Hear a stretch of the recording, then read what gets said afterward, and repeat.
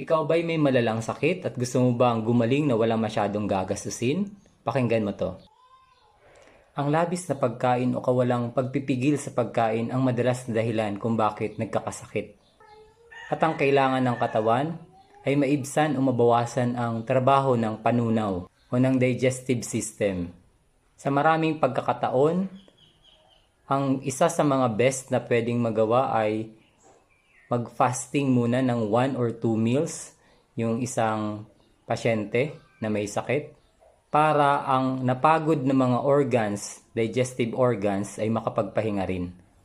Ang pagkain ng mga prutas lamang o fruit diet ay malaking maitutulong dun sa mga brain workers. Madalas, ang hindi pagkain ng ilang araw or pagkain lang ng mga simple at moderate ay humahantong sa pag-recover ng may sakit. Ang pagkain ng simple at pagpapractice ng temperate eating sa loob ng 1 o 2 buwan ay makukumbinsi ang maraming nagdurusa na ang landas sa pagtanggi sa sarili ay ang landas sa kalusugan.